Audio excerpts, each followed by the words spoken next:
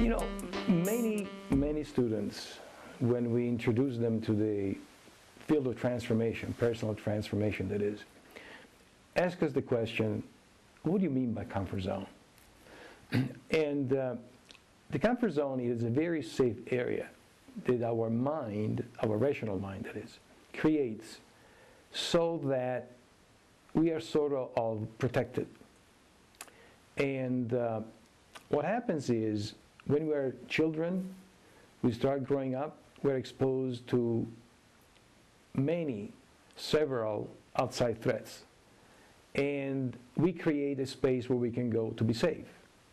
The problem with the comfort zone is that it traps us. It's almost like a golden cage.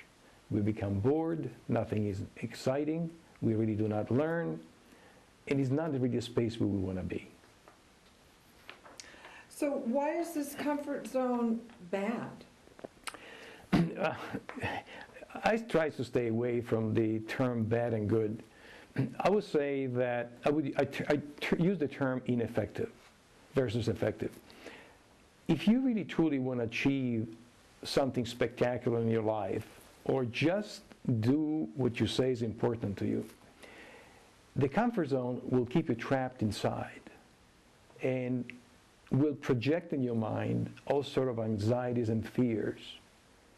It's like when you're looking, it's like when you are not very satisfied with your job, but your mind says, if you lose this job, you'll never find anything else. So that's how the comfort zone works. You become comfortable.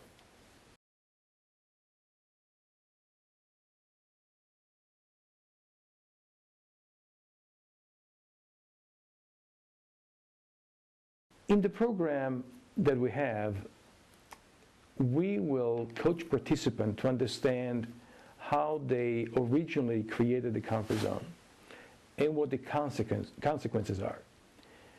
When you understand what is the consequence of being trapped in the golden cage of the comfort zone, you will be in the position of branching out and getting out, if that is what you wish. So it's really going to be your choice, but you'll definitely have the tools at the end of the program to understand how to move out of the comfort zone. By the way, success and monies are not in the comfort zone. They're outside of the comfort zone. The field of ineffective behavior is probably one of the most challenging, and has been the one that I've been most attentive in my research of the last 30 years. What I learned by addressing over 120,000 participants is that every one of us has, and we create them. And apparently, when we're young, we have dreams, there are things we want to do, and for some reason, it seems like when we grow up, we always find reasons and excuses for not doing what we were dreaming about.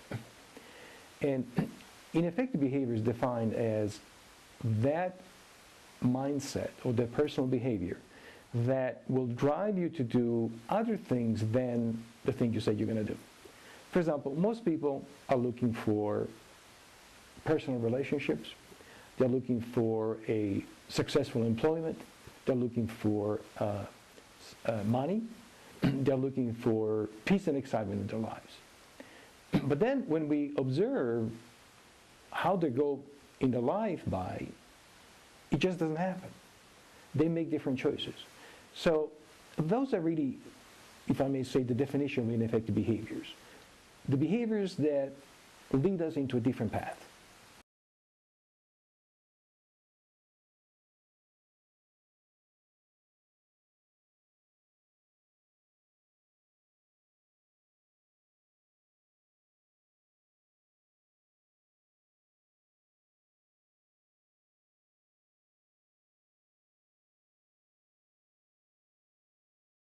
Well, the step number one in ineffective behavior is find out their source. Mm-hmm. Now, let me throw something at you which is really interesting.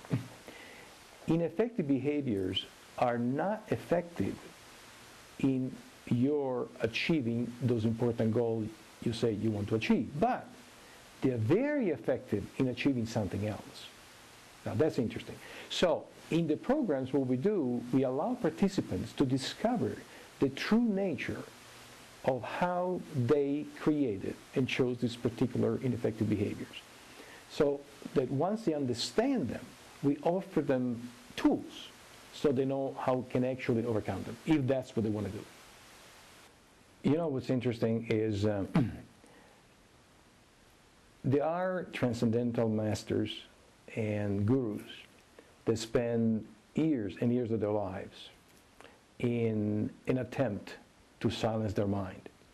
And sometimes they can only go for maybe 5 or 10 seconds, sometimes as long as 15 seconds. It is a really true achievement. The way we're built as humans is our mind talks to us at all the times.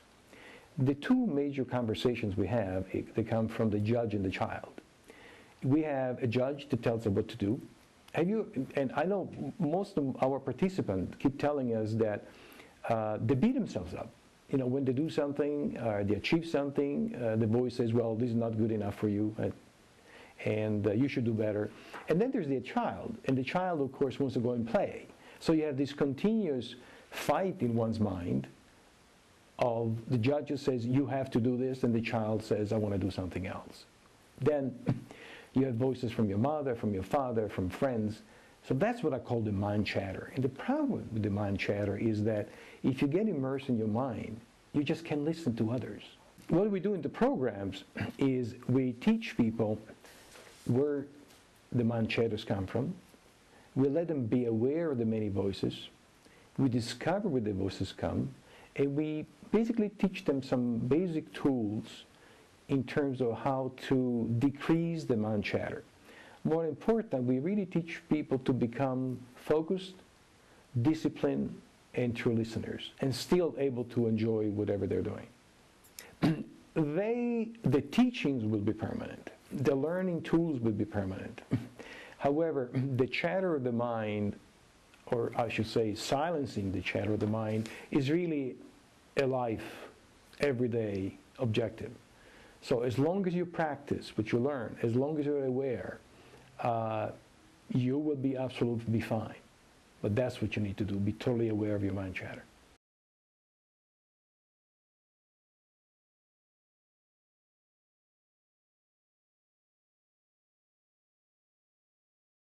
I worked with my associates with almost 500 clients, corporate clients in the last 30 years.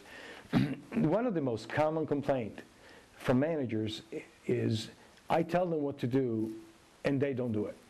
And the most common complaint from employees is, my boss never tells me clearly what they want me to do. So it's like a lose-lose. So by working with corporations and employees and employers, what we found out 4 or 5 and 6 rules that basically can create a very effective communication.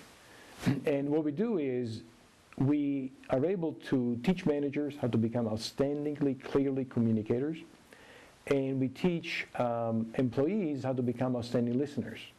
So the communication process works perfectly. Typically, this program is actually quite rapid in the ability to deliver the clarity of communication and what I call clarity of reception. After 4 weeks, we can guarantee participants they will be outstanding listeners. We call them proactive listeners. And they will be outstanding communicators. And in the work environment, there will be no necessity to repeat the instructions more than once.